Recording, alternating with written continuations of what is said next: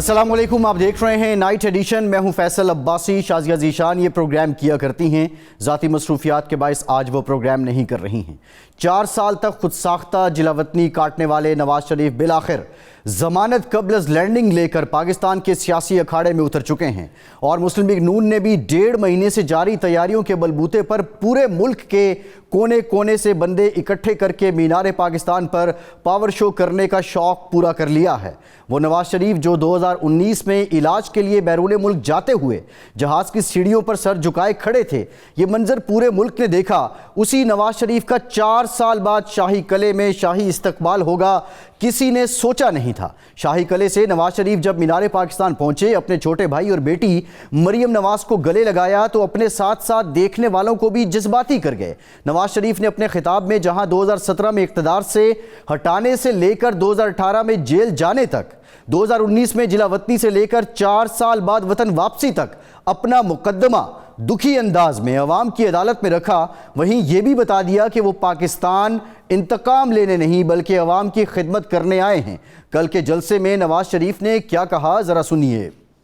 मेरा दिल जख्मों से चूर जरूर है, दिल दर्द से भरा जरूर है। मेरे दिल में रत्ती बराबर भी बदले की या इंतकाम की ख्वाहिश नहीं है। मैंने आज बहुत जब्त से, बहुत पेशेंस से, सब्र से काम लिया है। मैंने कोई ऐसी बात नहीं की जो कि मैं समझता हूँ कि मुझे नहीं करनी चाहिए थी। हमारे आइन पर अमल दरामद करने वाले रियासती इदारे, जमातें और रियासत के सतूनों को मिलकर काम करना होगा। आइन पर अमल दरामद करने के लिए सबको इकट्ठा होना पड़ेगा। वो बुनियादी मर्ज दूर करना पड़ेगा जिसकी वजह से मुल्क हादसे का बार बार शिकार हो जाता है। अब इसे एहतियात कहें या छोटे भाई का मशवरा, नवाज शरीफ ने अपने खिताब में अपने साथ होने वाली ज्यादतियां तो गिनवा दी, मगर ज्यादतियां करने वालों के नाम एहतियातन गोल कर गए। बस गालिब के अशार सुनाकर ही काम चलाते रहे। नवाज शरीफ के मौक़िफ़ में काबिल फ़हम तब्दीली को सियासी मुखालिफिन यू टर्न से जोड़ रहे हैं। नवाज शरीफ के खिताब और पार शो की जितनी तारीफ़ है उतनी ही तनकीद भी हो रही है। पीपल्स पार्टी के रहनुमा फैसल करीम कुंडी ने नवाज शरीफ के खिताब को CV पेश करने से जोड़ते हुए कहा कि अगर फैसला हो गया है तो ऐलान भी कर दें, फिर इलेक्शन करवाने की क्या जरूरत है। फैसल करीम कुंडी का यह भी मानना है कि नवाज शरीफ को वतन वापसी से लेकर जलसा करने तक पूरी सहूलतकारी दी गई, लेकिन जलसा फिर भी नाकाम रहा। मुश्किलात का शिकार पाकिस्तान तहरीक इंसाफ ने भी नवाज शरीफ की इस्लामाबाद एयरपोर्ट पर प्रोटोकॉल के साथ बायोमेट्रिक और मीनार पाकिस्तान पर जलसे को नून लीग की मुर्दा सियासत में जान डालने की नाकाम कोशिश करार दिया है। लेकिन मुस्लिम लीग नून के रहनुमा राना सनाउल्लाह का मानना है कि कल के पावर शो में मुस्लिम लीग नून को किसी की मदद हासिल नहीं थी, फिर भी जलसा कामयाब रहा। सियासी मुखालिफिन और राना सनाउल्लाह के दावे अपनी जगह, मगर ज़राए अबलाग की रिपोर्ट्स ये कह रही हैं कि कल के जलसे में लोग तो बहुत थे मगर इनमें लाहौरियों की तादाद बहुत कम थी, जिस पर सवाल उठ रहे हैं कि मुस्लिम लीग नून पूरे मुल्क से बंदे इकट्ठे करके जिसे अपनी मकबूलियत जाहिर कर रही है, क्या ऐसी मकबूलियत के साथ नून लीग इक़्तिदार की कुर्सी तक पहुंच सकती है। अहम बात यह भी है कि अपनी पार्टी की सियासी साख बहाल करने और इंतखाबी मुहिम के लिए आने वाले नवाज शरीफ ने अपनी तकरीर के दौरान इलेक्शन का जिक्र तक नहीं किया, जिससे सियासी मुखालिफिन ये तासुर देने की कोशिश कर रहे हैं कि नवाज शरीफ इलेक्शन नहीं सिलेक्शन चाहते हैं। इसी तरह कल तक दूसरों को लाडला होने के ताने देने वाली मुस्लिम लीग नून पर आज लाडला होने के इल्जामात लग रहे हैं। एक ऐसे तल्ख सियासी माहौल में जहां सियासी जमातों के दरमियान बाहमी चपकलिश अपने उरूज पर हो, हर कोई अपने हरीफ को मैदान से आउट करके बिला मुकाबला मुंतखब होने के चक्कर में है। इलेक्शन की डेट लापता हो मगर यह सबको पता है कि अगला वज़ीर आज़म कौन होगा। ऐसे हालात में इलेक्शन होते भी हैं तो क्या वो मुल्क को सियासी और मुआशी इस्तेहकाम दे पाएंगे। खबरें हैं कि नवाज शरीफ दोबारा से PDM जमातों से राब्ते बहाल करने जा रहे हैं, जबकि बड़ी बड़ी सियासी शख्सियात इस्लामाबाद का रुख कर रही हैं, जिससे शहर इक़्तिदार का सियासी दर्जा हरारत बढ़ने का इम्कान है। बिलावल भुट्टो जरदारी भी इस्लामाबाद में अपनी सियासी मसरूफियात शुरू करने वाले हैं। मुल्की सियासी सूरत हाल का ऊँट किस करवस बैठेगा, अगला हफ्ता मुल्की सियासत को लेकर कितना अहम साबित हो सकता है, इन्हीं मौज़ूआत पर बात करेंगे। हमें ज्वाइन किया है मुस्लिम लीग नून के सीनियर रहनुमा रफ़ीक रिजवाना साहब ने। रफ़ीक साहब, बहुत शुक्रिया आपके वक्त का। ये बताइएगा, आपके कायद वापस आ गए, उन्होंने अपना खिताब भी कर लिया, क्लियर भी कर दिया कि उनके साथ जो जुल्म हुआ, ज़्यादती हुई, वो किसी से इंतकाम नहीं लेंगे, लेकिन ये मुतालबा पीपल्स पार्टी भी कर रही थी, बाकी जमातें भी कर रही थी कि वो इलेक्शन करवाने का मुतालबा करेंगे, तो इलेक्शन का जिक्र तक उनके खिताब में क्यों नहीं था? भाई साहब पहले तो जो आप इंट्रो में कह रहे थे, मैं एक एक लफ्ज आपका गौर से सुन रहा था और मैं तवक्को कर रहा था कि कल के जलसे की और मियां नवाज शरीफ साहब की तकरीर का कोई पॉजिटिव पहलू भी आप जिक्र करेंगे। तो ये मेरी गुजारिश आप नोट कर लें, चाहे आपको अच्छी ना भी लगे, ठीक है। नंबर 2, क्योंकि आप जिस सोच से या जिस सवालों के इस क्वेश्चनेयर से जो आप बात चला रहे हैं, उसमें कोई पॉजिटिव चीज भी अगर आपको लगती है, नहीं लगती तो मैं आपको मजबूर नहीं कर सकता जी। बाकी रही इलेक्शन की बात जो है वो इलेक्शन कमीशन ने जब ऐलान कर दिया है, अब मेरी गुजारिश गौर से सुनिएगा, मैं कानूनदान भी हूँ। इलेक्शन कमीशन ने कहा है कि हल्का बंदियों के एतराजात खत्म होने के बाद हम इलेक्शन शेड्यूल देंगे और गालिबन जनवरी के आखिरी हफ्ते या जनवरी में ये इलेक्शन होगा। अब इलेक्शन का कानून ये है कि इलेक्शन की डेट वो सारे प्रोसेस कंप्लीट होने से पहले नहीं दी जा सकती। इलेक्शन एक्ट 2017 और उससे पहले रिप्रेजेंटेशन ऑफ पीपल्स एक्ट, जिसको रोपा कहते थे, उसके पहले डेमोक्रेसी एक्ट थे, बहुत कुछ था कानून। तो इलेक्शन का एक तरीकेकार होता है, जैसे कि अखबार में इश्तिहार आता है कि फलां तारीख को आपके जो मुलाजमत के ख्वाहिशमंद हैं वो दरखास्तें देंगे, फलां वो स्क्रूटिनी होगी, फलां तारीख को रिटन टेस्ट होगा और फलां तारीख को इंटरव्यूज होंगे। अब ये प्रोसेस इलेक्शन की हल्का बंदियों का खत्म होने वाला है, उसकी अपीलें चलेंगी, ये लिखा हुआ कानून में। उसके बाद जब फाइनल हो जाएगा तो फिर वो इलेक्शन शेड्यूल देंगे और इलेक्शन शेड्यूल में अच्छा रजवाना साहब गुजारिश ये है कि आपका जो जलसा था उसमें ओवरवेलमिंग रिस्पांस था, लोग इकट्ठे करने में आप कामयाब हुए। गुजारिश सुन लें रजवाना साहब, गुजारिश सुन लें जी। मेरे से सवाल किया इलेक्शन का तो मेरी बात सुन लें जी जी, फरमाइए। प्लीज इंटरप्ट ना करें, थैंक यू। तो उसमें इलेक्शन शेड्यूल उस वक्त आएगा, उससे पहले कोई इलेक्शन कमीशन के पास इख्तियार नहीं है कोई एक तारीख दे दे। उन्होंने टेंटेटिव एक महीना बता दिया, तो जब शेड्यूल आएगा तो सारा प्रोसेस होगा, nomination paper, objection, rejection, appeal, निशानात की अलॉटमेंट, दरखास्तों की, नॉमिनेशन पेपर की वापसी और फिर इलेक्शन। सारा एक शेड्यूल आपको पता है आता है, नंबर 1। नंबर 2 बात ये है, ये तो शेड्यूल है और उन्होंने कह दिया है इलेक्शन की बात, उन्होंने कहा है, उन्होंने कहा जी कि इलेक्शन होगा, ये तो कहा है, और उन्होंने कहा बाकी ये इलेक्शन कमीशन का काम है। मुतालबा किस बात का करें जब ऐलान हो गया कि इलेक्शन जो है जनवरी में होगा। अच्छा ठीक है रजवाना साहब, आपकी बात आ गई। बात ये है कि हमने जिक्र किया कि आप बंदे इकट्ठे करने में कामयाब हुए, मुल्क भर से आपके बंदे आए, कश्मीर से आए, जीबी से आए, बलूचिस्तान से आए, सिंध से बशीर मेमन साहब। अंदाजे गुफ्तगू जो गालिब का शेर है, मुझे याद आ रहा है कि आपने बंदे इकट्ठे किए, यूं कहे कि जलसा कामयाब था। देखे भाई साहब कह दे, कोई फर्क नहीं पड़ता। नहीं, मैं कह रहा हूँ रजवाना साहब, मैं कह रहा हूँ कि आपका जलसा कामयाब तरीन था, बस इस तरह खाली कामयाब नहीं था। देखें इकट्ठे किए रजवाना साहब, सुने आपका जलसा कामयाब तरीन था। बंदे इकट्ठे करेंगे तो जलसा होगा ना, इकट्ठ कैसे होगा? सुन ले। अच्छा बात कीजिए आप, आगे बात। जी, मैं आपसे ये गुजारिश कर रहा हूँ कि आपका जलसा कामयाब तरीन था, इसमें कोई दो राय नहीं है।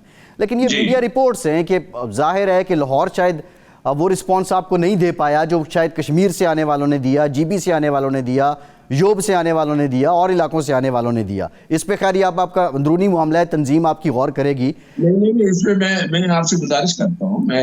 देखिए, मैं वहाँ जलसे में मौजूद था, वो हम बड़ी मुश्किल से दाखिल हुए, मगर पिंडाल की हद तक भी नहीं जा सके और दुनिया थी वहां पे, ठीक है जी, 5-7 मीलों के अंदर पार्किंग भी थी।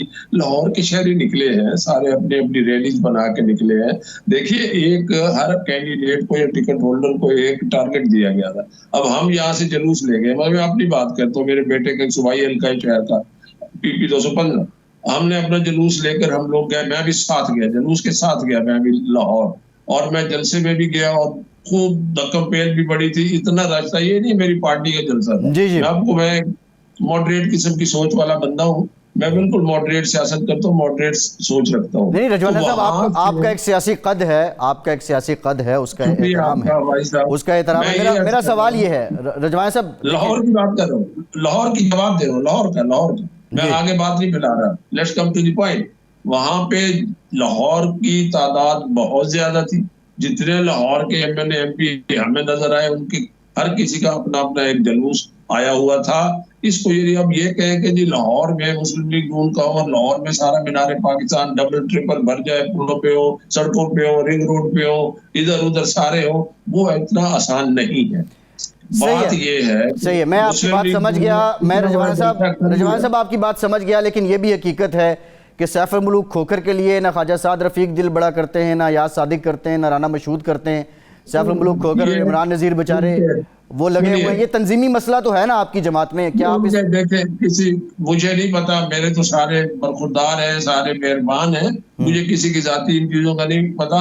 ये सियासत में हर जगह मकामी तौर पर अगर खुदा न खास्ता ऐसी बात है, मैं इसको मैं मान नहीं रहा, अगर खुदा न खास्ता ऐसी बात है, वो छोटी मोटी होती है, ये एक इंसानी फितरत है। सियासत में ऐसे ही होता है जी, मुझे लीडर ने हंस के नहीं बुलाया, फलां को हंस के बुला रहे थे, फलां को हाथ मिलाया, फलां को जप्पी डाली, ये एक ह्यूमन नेचर है।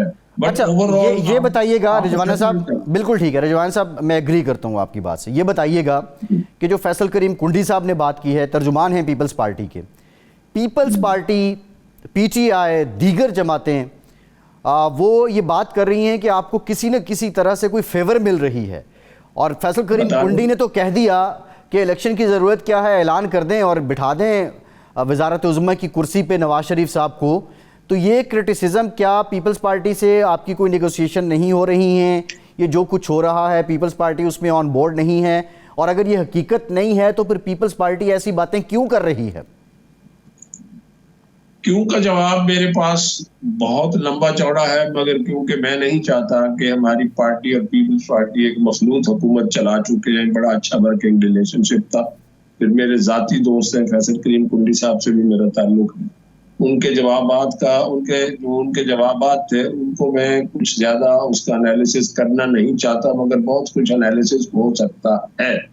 कौन सी ऐसी बात है मुझे बता दें, अगर अदालत से 4 दिन की कबल गिरफ्तारी मिल गई है तो वजीर आजम बना रहे हैं, मियाँ साहब की तो अभी डिस्क्वालिफिकेशन खड़ी है, मियाँ साहब की तो फॉर लाइफ डिस्क्वालिफिकेशन खड़ी है, अभी उनकी सजा सस्पेंड हुई है, वो अपीलें पेंडिंग है। तो अब बात यह है कि फिजा बनाई जा रही है कि पंजाब में किसी जमात को पांव टिकाने की जगह बदशमूल पीपल्स पार्टी नहीं मिल रही। और इतने बड़े जलसे के बाद काश कि अगर जलसा ये पीपल्स पार्टी का होता तो कम से कम मैं जरूर कहता कि ये बड़ा कामयाब था और उन्होंने बड़ी मेहनत की है। लोगों ने अपनी लीडर, अगर अल्लाह ताला उनको जन्नत नसीब करे, वो शहीद मोहतरमा होती तो मैं यही कहता। आज भी अगर बिलावल भुट्टो का ये जलसा होता तो मैं ये कहता। अब बात ये है रजवाना साहब, आपने बीबी का जिक्र कर दिया है, 86 का इस्तकबाल बड़ा था या कल का इस्तकबाल बड़ा है? 88 वाला इस्तकबाल भी बहुत बड़ा था, ये भी बहुत बड़ा है, ये भी बहुत बड़ा है जी। हर इस्तकबाल अपनी जगह, बीबी का इस्तकबाल भी बहुत बड़ा था, ये भी बहुत बड़ा है जी। और बात यह है कि इस तनकीद से मैं एक और बात करता हूँ, अगर आज हमने इन छोटी छोटी बातों पे एक जलसे को ना बर्दाश्त करते हुए इस तरह का कहना कर दिया, मुझे बताएं कि कौन सी फेवर भी नवाज शरीफ को मिली है। अगर वो साहब का वजीर आजम है, कोई उनको साहब का वजीर आजम के तौर पर उनको कोई अहमियत दी गई, उनको कंसेशन दिया गया? किस चीज का कंसेशन दिया है? मुकदमे से बरी हो गए, मुकम्मल उनकी बेल हो गई है, उनको क्या डिस्क्वालिफिकेशन खत्म हो गई है? भाई किस चीज का फिक्र है आपको? मैदान खुला है, आप जाए मैदान में लड़े।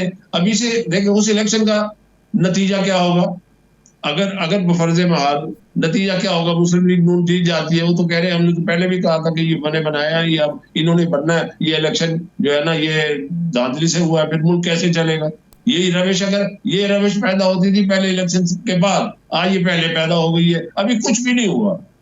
तो खुदा के लिए मेरी गुजारिश होगी, इस रविश से चलाना है, मुल्क नहीं चलेगा, फिर सही है, किसी से भी नहीं चलेगा। अच्छा, इसमें जो अचंभे की बात है रिजवाना साहब, वो ये है कि पीडीएम, पीपल्स पार्टी, मौलाना फजलुर रहमान, ये सारी जमातें मिल के इन्होंने जो पीटीआई की हुकूमत थी उसको घर भेजा, फिर ये हुकूमत में आए, और आपके सियासी रकाबत तो इतनी नहीं है जितनी रफाकतें हैं, जितना आप मिल के बैठते रहे हैं एक दूसरे के साथ। तो अब असल में जी मेरा सवाल ये है कि अब नवाज शरीफ साहब क्या इनिशिएट करेंगे? क्या वो सारी सियासी क़यादत को बुलाएंगे, बिठाएंगे, और इलेक्शन से पहले कोई ऐसा फार्मूला तय होगा कि जब इलेक्शन हो जाए तो फिर ना धांधली का शोर हो और ना कोई नया तनाज़ा उठे? देखिए, गुजारिश ये है कि जो उनके तहफ़्फ़ुज़ात हैं उस पर जरूर उनकी तसल्ली करानी चाहिए, जेन्युइन तहफ़्फ़ुज़ात। नॉन जेन्युइन तहफुजात नहीं होते। नॉन जेन्युइन एक बायस होता है, एक एलिगेशन होती है, उस पर कोई इत्मीनान नहीं कर सकता। जिसका आज ही कहने लग गए कि जी के जनाब ये धांधली होगी, इनको पहले बिठा दे तो इलेक्शन कराने का फायदा नहीं है, मेरा ख्याल इज टू मच। इस तरह नहीं कहना चाहिए। मेरी गुजारिश होगी प्लीज आवाम को अभी से आप एक ज़हनी तौर पर तैयार कर रहे हैं कि कल को अगर मुस्लिम लीग नून की हुकूमत आ जाएगी ये धांधली की पैदावार। अच्छा रजवाना साहब एक शुनीद ये है कि जब आप चेयरमैन पीटीआई जब वज़ीर आज़म थे, उनको आप घर भेजना चाह रहे थे, तो उससे पहले ये जितना इत्तेहाद बना था इसमें एक फार्मूला तय हुआ था, और वो फार्मूला ये था कि जो दूसरे नंबर पे कंटेस्टेंट होगा, अब ज़िमनी इलेक्शन हो या जनरल इलेक्शन हो, उसके हक़ में बाकी जमातें विड्रॉ करेंगी। और अब पीपल्स पार्टी के कोई 16 कैंडिडेट बनते थे, और अब नून लीग वो 16 सीटें देने को तैयार नहीं है या वहाँ पे अपना उम्मीदवार विड्रॉ करने को तैयार नहीं है, और यही सबसे बड़ा ग्रेवेंस है जरदारी साहब का, बिलावल साहब का। कितनी हकीकत है इसमें?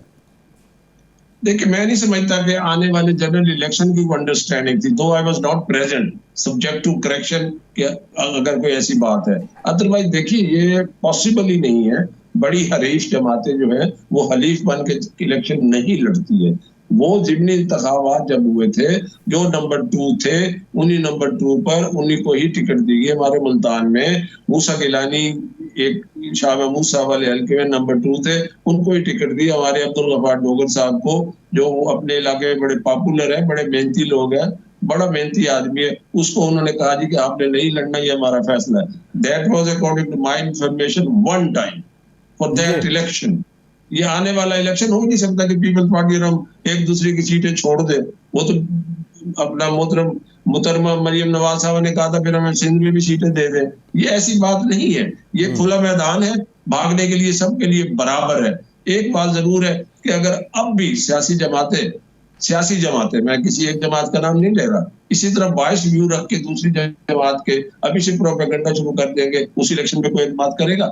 उसका रिजल्ट पे कोई एतमाद करेगा? उस हुकूमत पे कोई एतमाद करेगा? उस हुकूमत के खिलाफ फिर दूसरी तहरीक चला देंगे, फिर पाकिस्तान का क्या होगा?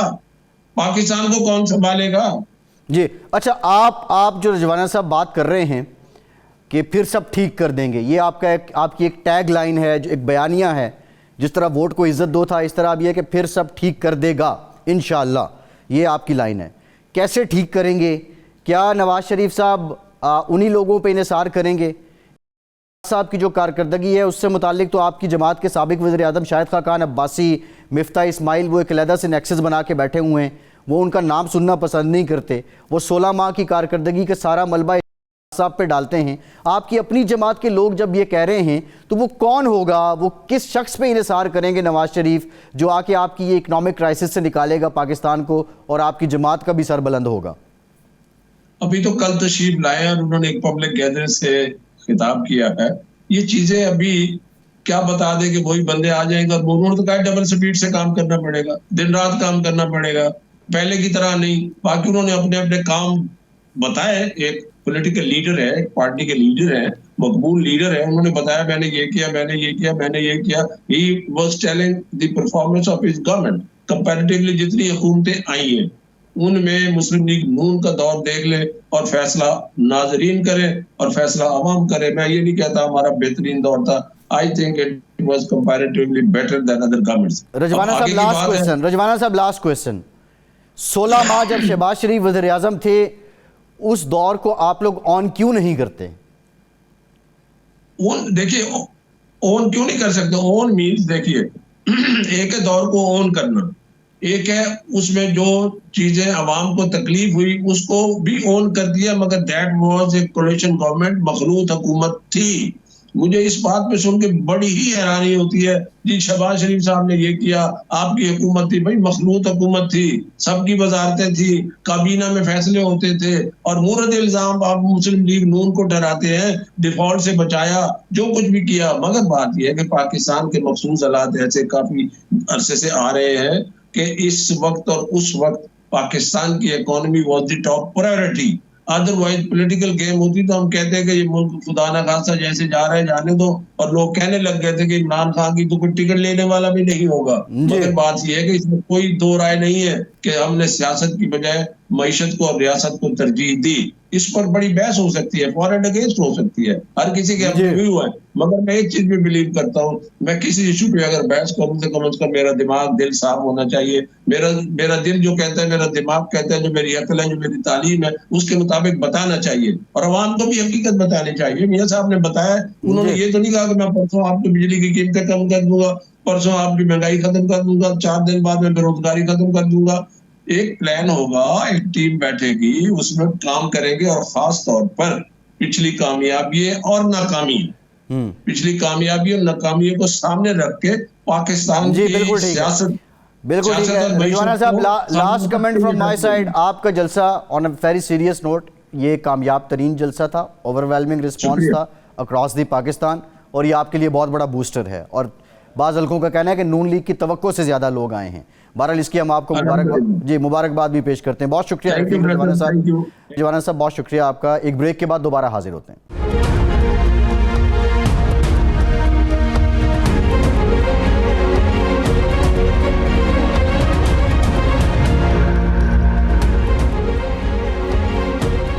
ब्रेक के बाद एक बार फिर से आपको खुशामदीद कहेंगे। हमें ज्वाइन किया है पाकिस्तान पीपल्स पार्टी के सीनियर रहनुमा कमर जमान कायरा साहब ने।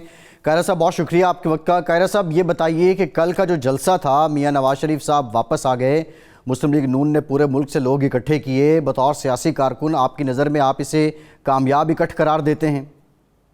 यकीनन मुस्लिम लीग ने अपनी बड़ी भरपूर मेहनत से, और सब ने उनको सपोर्ट किया है, उनकी बड़ी मेहनत है, और उसके नतीजे में वो यकीनन एक कामयाब जलसा करने में कामयाब। सब ने सपोर्ट किया, ऐसे क्या मुराद है कायरा साहब? की सारी जमातों ने सपोर्ट किया है, पूरी तंजीमों ने सपोर्ट किया है, और बहुत सारे लोगों का और भी शक शुबे हैं।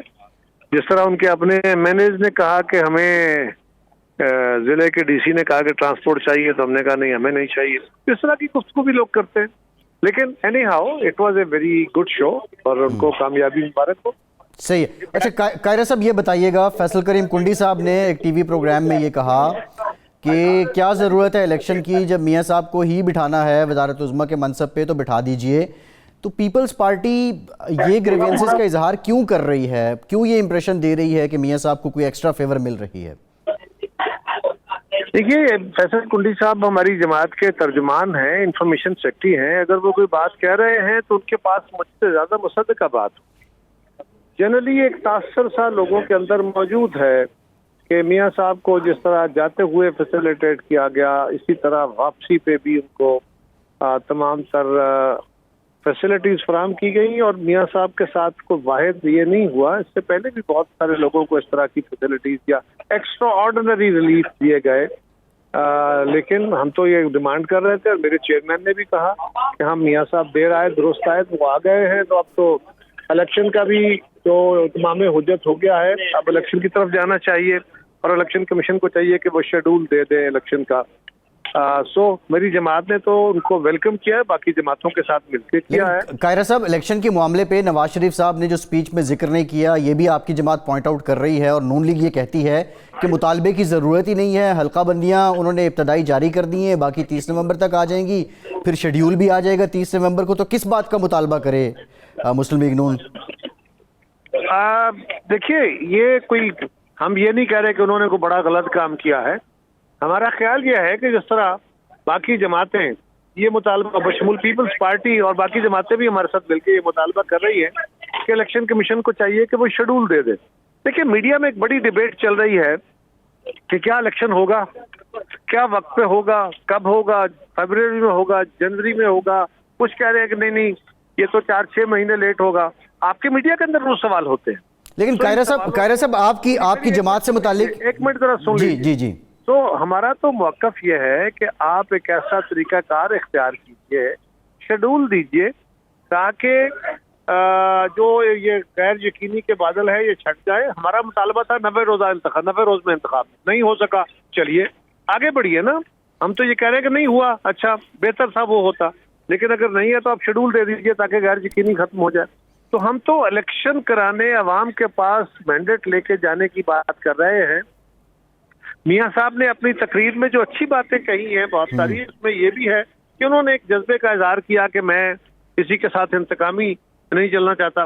वैसे तो लाइटर साइड पे ये बात तो तभी की जाती है जब बंदा हुकूमत में आ रहा हो या हुकूमत में बैठा हुआ हो, लेकिन उन्होंने ये बात कही तो ये खुशाइंद बात है। जो बातें उन्होंने लंदन में की थी उससे लोगों को एक गलतफहमी पैदा हुई कि वो आके इंतकामी कार्रवाइयां और इस तरह का अमल जो है अगर कायरा साहब, आप जो इख्तिलाफ कर रहे हैं उसको वो सिर्फ इतना कहते हैं कि बतौर एक हरीफ सियासी जमात के इख्तिलाफ आपका हक है, और हकीकत यह है कि पंजाब में आपको ग्राउंड नहीं मिल रहा, बलूचिस्तान में आपको ग्राउंड नहीं मिल रहा, आप अपनी पेनिट्रेशन नहीं कर पाए, और इस वजह से अब आप सिर्फ फेवर का या डील का ब्लेम कर रहे हैं नून लीग को। देखिए, अगर तो सिर्फ मैं कह रहा हूं यानी मेरी जमात कह रही है तो फिर ठीक बात है। क्या आपका बहुत सारा मीडिया ये बात ही नहीं कह रहा? जी, क्या मुस्लिम लीग के अपने लोग ये बात नहीं कह रहे? अगर उनके एमएनए ने कहा, लेकिन ये तल्ख बातें छोड़िए, इसको हो गया, मियां साहब तशरीफ ले आए, अब आगे बढ़िए, बजाय इसके कि इस मसालेदार गुफ्तगू में हम एक दूसरे के साथ लड़ाने का माहौल पैदा करें। मैंने ये कहा और मेरे जवाब में मुस्लिम लीग ने ये कहा और उनके जवाब में फिर मैंने ये कहा, तो ये इससे तो तलखी का माहौल ही बढ़ेगा ना। जी जी, उससे कोई हासिल होगा ना, आपको कुछ मिलेगा ना मुझे कुछ मिलेगा, मुल्क का माहौल और मुकद्दर होगा। सही। और अगर मुल्क के माहौल में कोई बेहतरी के आसार हैं तो उसको सपोर्ट कीजिए और इलेक्शन कमीशन को कहिए कि वो इलेक्शन कराए, ये बेहतर अमल है। अच्छा कायरा साहब, ये भी बताइएगा, अब शुनीद ये है कि बिलावल साहब इस्लामाबाद आ रहे हैं और सुप्रीम कोर्ट बार एसोसिएशन की कोई तकरीब है उसमें भी शिरकत कर रहे हैं? जी ऐसे ही है जी। अच्छा, और ये भी बताइएगा कि अब जो पीपल्स पार्टी का लाया अमल क्या है, क्योंकि इलेक्शन कमीशन तो एक बात कर चुका है, तो आप क्या अदालती चाराजोई भी कर सकते हैं इंतखाबात के लिए? देखिए, अगर तो 90 रोज में इंतखाब होने का अमकान और पॉसिबिलिटी रह गई हो तो बिल्कुल करेंगे, अगर नहीं रही तो हम तो कह रहे हैं कि भाई अब अगर उससे आगे जाना ही है, हल्का बंदियां कराना है, आप शेड्यूल दे दें ताकि मामला आगे बढ़े। जी ठीक, बहुत शुक्रिया। कमर जमान कायरा, पाकिस्तान पीपल्स पार्टी के सीनियर रहनुमा हमारे साथ मौजूद थे। एक ब्रेक लेते हैं और ब्रेक के बाद बात करेंगे कि क्या मैजिकल मुआशी प्लान होगा जो पाकिस्तान की तकदीर बदल देगा। हमारे साथ रहिए।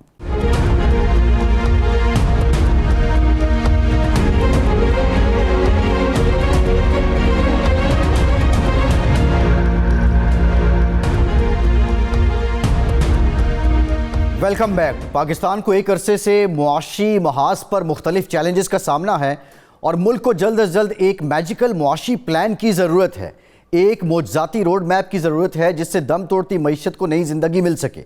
मियां नवाज शरीफ एक ऐसे वक्त में पाकिस्तान वापस आए हैं जब हर तरफ से पाकिस्तान बहरानों की जद में है और हालात 180 डिग्री पर तब्दील हो चुके हैं। नून लीग का बयानिया यही है कि मियां साहब सब ठीक कर देंगे।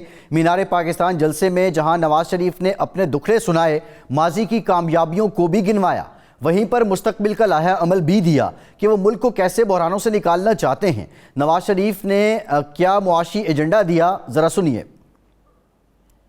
हमें एक नए सफर के आगाज की जरूरत है। डबल स्पीड के साथ दौड़ना पड़ेगा, हाथों में पकड़ा हुआ कशकोल हमेशा गली तोड़ना होगा। किस तरह से हमें अपने पांव पे खड़ा करना होगा, किस तरह से अपनी कौमी गैरत और कौमी वकार को बुलंद करना होगा, किस तरह पाकिस्तान के अंदर बेरोजगारी का खात्मा करना होगा, गुर्बत का खात्मा करना होगा, किस तरह एक बावकार और फाल फॉरेन पॉलिसी बनानी होगी हमें, किस तरह अपने हमसायों के साथ और दुनिया के साथ अपने ताल्लुकात को उस्तवार करना होगा। मुस्लिम लीग नून का एजेंडा इंशाल्लाह यही होगा। हमने अपने अखराजात में कमी करनी है, अपने कौमी मलकियत के इदारों का इंतजाम बेहतर तरीके से करना है, बरामदात को बढ़ाना है, ज़राअत की इनकलाबी इस्लाहात करनी है और पाकिस्तान को IT पावर बनाना है। इंसाफ के निजाम को इस्लाहात लेके आनी है और नौजवानों और खवातीन के लिए खसूसी इक़दाम करेंगे। नवाज शरीफ ने महंगाई से लेकर बेरोजगारी तक मसाइल तो बताए, मगर सवाल यह है कि क्या ये सब मसाइल हल करना भी आसान है। सवाल यह भी है कि नवाज शरीफ की वतन वापसी पर मईशत को ठीक करने का बयानिया कितना हकीकत पर मबनी है। नवाज शरीफ ने जो मुआशी निकात उठाए वो किस हद तक काबिल अमल हैं। क्या वाकई पाकिस्तान अपने हमसाया ममालिक के साथ ताल्लुकात ठीक किए बगैर तरक्की नहीं कर सकता। एक पहलू यह भी है कि नवाज शरीफ जब भी इक़्तिदार में आए उनकी मुआशी टीम को लीड किया, वही जो PDM हुकूमत में 11 माह तक वज़ीर ख़जाना रहे, PDM जमातों समेत नून लीग के अंदर भी के खिलाफ आवाज़ें उठती रहीं। मिफ्ता इस्माइल और मुल्की मसाइल से लड़ने के बजाय आपस में ही उलझते रहे। का आज भी ये मानना है कि मुल्क के ख़राब मुआशी हालात एक दो दिन में नहीं बल्कि 10 से 15 साल में ठीक हो सकते हैं। क्या अवाम में इतनी सख्त बाकी है कि वो रिलीफ मिलने का इतना तवील इंतज़ार कर सकें? दूसरा सवाल यह है कि मुंतखब हुकूमतों के बजाय मईशत की बहाली के लिए निगरां हुकूमत जो इक़दामात उठा रही है, क्या अगली मुंतखब हुकूमत निगरां सेटअप के इन फैसलों को इसी तरीके से कैरी ऑन कर पाएगी? यूक्रेन और रूस के बाद मशरिक़ वुस्ता में हालात कशीदा हो चुके हैं। इन जंगी हालात के पाकिस्तानी मईशत पर क्या असरात मुरतब हो सकते हैं, इसी पर बात करेंगे। हमें ज्वाइन किया है पाकिस्तान के मायनाज मईशतदान डॉक्टर खाकान नजीब साहब ने। डॉक्टर साहब, thank you very much for your time. Doctor साहब, नवाज शरीफ साहब की वापसी हो गई। वैसे तो नून लीग ये इंप्रेशन दे रही है कि कोई मैजिकल इंस्ट्रूमेंट होगा, कोई जादुई छड़ी होगी जिससे मईशत ठीक होगी। आपका ये मानना है कि हमें मईशत के उसूलों पर कायम रहना होगा, IMF जो बातें करता है उनकी बातें अक्सरियत माननी पड़ेगी, जो हमारे लिए दुश्वार हैं निगोशिएट करना पड़ेगा। कल की नवाज शरीफ साहब की स्पीच से आप क्या समझते हैं कि नून लीग के पास कोई गैर रिवायती प्लान है जो पाकिस्तान की मईशत को बहरान से निकाल सके?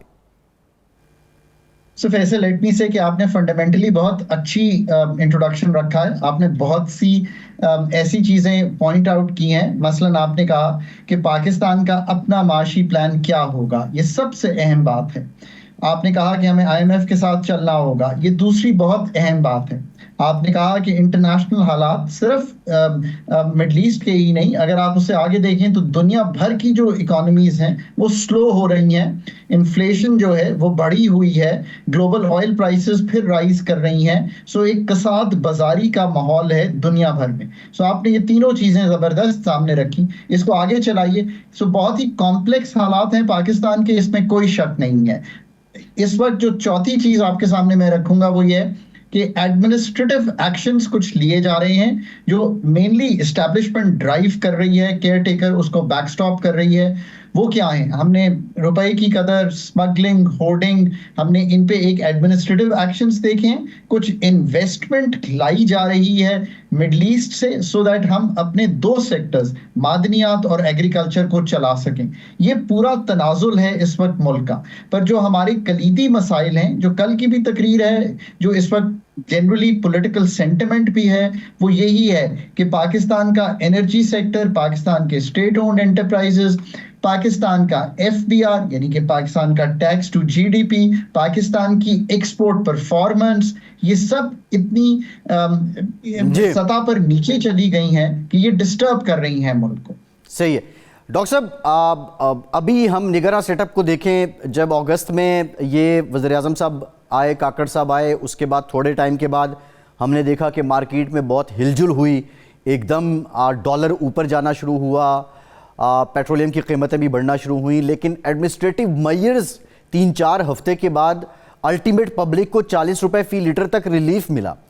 क्वेश्चन इज़ दिस, निगरां हुकूमत और मुंतखब हुकूमत, नवाज शरीफ साहब अगर वज़ीर-ए-आज़म बन भी जाएं तो जो बात आड़े आती है, साईं का बंदा, चौधरी साहब का बंदा, मलिक साहब का बंदा, मिनिस्टर साहब का बंदा, मेरा बंदा, क्या नवाज शरीफ कोई ऐसा मुआशी प्लान लाएंगे कि ये मेरा बंदा नवाजने वाला कल्चर ख़त्म होगा और सिर्फ जो एडमिनिस्ट्रेशन है वही काम करेगी? माइंडसेट की तब्दीली जो है वो सबसे पहली चीज़ है, and it is common to any political party जो ऑफिस ले। अगर आपने इस वक्त अपने टेलीकॉम सेक्टर को डीरेगुलेट किया तो नौकरियां वहां बनी हैं। जो भी मेरा बंदा है, अगर मेरे कोई दोस्त हैं, उनका बेटा है, कोई मेरे दोस्त खुद नौकरी चाहते हैं तो उनको मिल जाएगी। बैंक डीरेगुलेट किए, इतने सारे बैंक आए, प्रॉफिटेबल हुए, उनको नौकरी मिल जाएगी। सबसे बढ़ के वो सेक्टर है जिस पे हम बात कर रहे हैं, आपका चैनल, इस तरह के दीगर और चैनल आए। सोचिए PTV होता तो क्या इतनी नौकरियां आती? अगर इस माइंडसेट से आएंगे, अदारों को प्राइवेटाइज करेंगे, डीरेगुलेट करेंगे, पाकिस्तान की पैदावारी सलाहियत को हर जगह पे बढ़ाएंगे, कम नहीं करेंगे। हमने कम की है अपनी पैदावारी सलाहियत, कम इस तरह की है कि हमने जहां भी ये कोशिश की कि नौकरियां बढ़ें तो वहां हमने उस अदारे को जो उसकी ग्रोथ थी उसको स्टंट कर दिया। जब आपने उसकी ग्रोथ स्टंट कर दी तो PIA पहले कई जगह जाती थी, अब कम जगह जाती है। किस इदारे में आप इंसान भर्ती करेंगे? आप जरा खुद देखिए कि PIA की ये हालत है कि इस वक्त मतलब 61 अरब का नुकसान तो हमने अभी किया है 6 माह में। पिछले साल में 88 अरब का नुकसान था।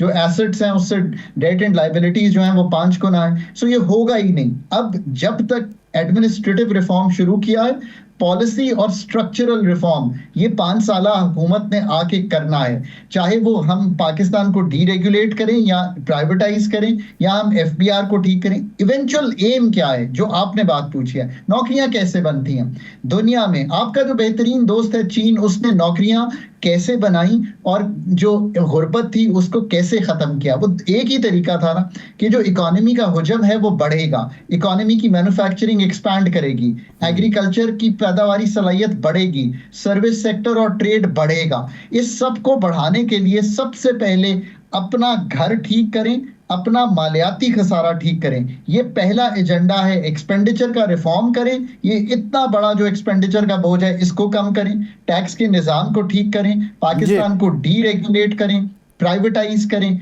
फिर सबसे बढ़ के ये रियलाइज करें कि ये सब करने के लिए, Faisal this is the most important point, 5 साल डिफाइन इस सिंगल लाइन पे होंगे जो मैं आपको कहे जा रहा हूं। The more competent the team, the more the delivery of for the people of Pakistan. Doctor साहब, एक बड़ी सिग्निफिकेंट बात उन्होंने की कि पड़ोसी मुमालिक के साथ बेहतर ताल्लुकात होंगे तो मईशत बेहतर होगी।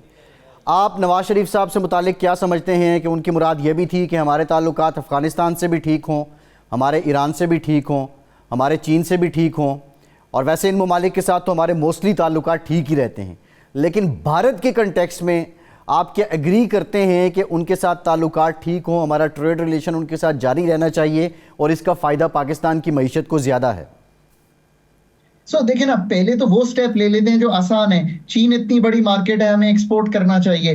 कार कंट्रीज अफगानिस्तान से आगे जाएं तो सारी जो हमारी सेंट्रल एशियन रिपब्लिक्स हैं हमारी एनर्जी की नीड पूरी कर सकती हैं। ईरान हमारी एनर्जी की नीड में हेल्प कर सकता है, चाहे वो टैपी गैस पाइपलाइन हो, ये जो मुआहदे हैं इनको आगे कीजिए। अगर पहले ये सारा ट्रेड रूट कवर हो जाता है जो हमारे वेस्ट से शुरू होकर नीचे गवादर तक जाएगा, नीचे कराची तक जाएगा, और वहां से एक्सपोर्ट करके हम लेके जाएंगे सऊदी अरेबिया, मिडल ईस्ट, और हम अपनी पैदावारी सलाहियत इतनी बढ़ाएंगे कि हम ये सारी चीजें मिडल ईस्ट की फूड बास्केट जो है उसको पूरा करने की कोशिश करेंगे, उनकी फूड सिक्योरिटी पूरी करेंगे। अभी तो प्लान ये है, ये बहुत आसान प्लान है कंपेयर टू हम ये सोचें कि हम इंडिया के साथ, बिकॉज हमारा एक तनाज़ा है, हम समझते हैं कि हम कश्मीर के तनाज़े को सॉल्व करके या साथ साथ लेकर आगे चलेंगे। पर उस पे जाने से पहले इतनी बड़ी ये जो वेस्ट की मार्केट है और ये जो ट्रेड रूट बन रहा है फ्रॉम विद इन पाकिस्तान, और अगर हमारी agriculture the only low hanging fruit, मैं कभी भी ये पाकिस्तान में कहीं नहीं इस्तेमाल करता जुमला, पर पाकिस्तान का एग्रीकल्चर, कॉटन इस दफा 11-12 मिलियन बेल्स आ रही है माशाल्लाह, राइस क्रॉप बम्पर आ रही है, वीट भी ठीक आ रही है। ये यील्ड्स बेहतर करेंगे, थोड़ा अपने जो आपका छोटा 95% फार्मर है उसको फाइनेंसिंग, उसकी जो सीड है उसको बेहतर करेंगे, फर्टिलाइजर फराहम करेंगे, बिजली फराहम करेंगे, ये चल पड़ेगा सिलसिला, और फिर इसको 3 साल में बहुत हद तक रीबिल्ड कर सकते हैं। तो एक तो बिल्कुल ये ट्रेड रूट क्लियर है जो मैंने आपके सामने रखा। अच्छा डॉक्टर साहब, अब देखें, रिवायत जो है, जो तारीख है, वो हमें यही बताती है कि सियासी जमातें इतराती हैं। आज भी PSO ने PIA को तेल देने से इनकार कर दिया, खबरें चलती नहीं, एक नया ड्रामा लगा रहा। जो SOEs हैं लॉस में, उनकी प्राइवेटाइजेशन से इतराती हैं। जो एग्रीकल्चर है उस पर टैक्स लगाने से इतराती हैं। कुछ और शोबे हैं जिनको वो छेड़ने से इतराती हैं। अब की बार कोई भी हुकूमत आ जाए, क्योंकि मुस्लिम लीग नून ये क्लेम कर रही है कि हमने ही आना है और दीगर जमातें भी ये कह रही हैं, तो ये सब कर पाएंगे? अगर ये नहीं करेंगे, अगर एग्रीकल्चर पर टैक्स नहीं लगता, ये प्राइवेटाइजेशन नहीं होती, तो कोई जुगाड़ अब चल पाएगा जो माजी में चलता रहा है? एब्सोल्युटली बहुत मुश्किल होगा, क्योंकि इस वक्त जो पाकिस्तान के खर्चे हैं ना, उनकी ये नौयत है कि हमने 7,300 अरब तो देना है इस वक्त सिर्फ डेट में, यानी कि जो हमारा मार्कअप और डेट जाना है वो देने के लिए भी 324 अरब रुपया पहले बोरो करेंगे, तो वो ये 7,300 देंगे। एवरीथिंग एल्स, PSDP, डिफेंस, मतलब मुझे दुख होता है ना ये कहते हुए कि मैं पाकिस्तान का डिफेंस बोरोड मनी से चला रहा हूँ, मैं पाकिस्तान का PSDP बोरोड मनी से चला रहा हूँ, मैं पाकिस्तान का करंट बजट सब्सिडी सब कुछ बोरोड मनी से चला रहा हूँ। अब we have no option left. So हमें अपने खसारे कम करने हैं, अपने एक्सपेंडिचर टारगेट करने हैं, उनकी क्वालिटी बेहतर करनी है, और तीसरी बात यह है कि उनका हुजम कम करना है, प्रोविंसेस को ट्रांसफर करना है। टैक्स 3 टैक्सेस हैं, आपने एक का जिक्र कर दिया, retail and wholesale, agriculture income tax, और तीसरा जो टैक्स है इमूवेबल प्रॉपर्टी पे। ऐसा नहीं हो सकता कि ट्रिलियंस में इमूवेबल प्रॉपर्टी हो और आप अमीरों से वो टैक्स ना लें। ठीक, बहुत शुक्रिया डॉक्टर खाकान नजीब साहब आपका। इसके साथ ही प्रोग्राम का टाइम भी खत्म हुआ। फैसल अब्बासी को इजाजत दीजिए।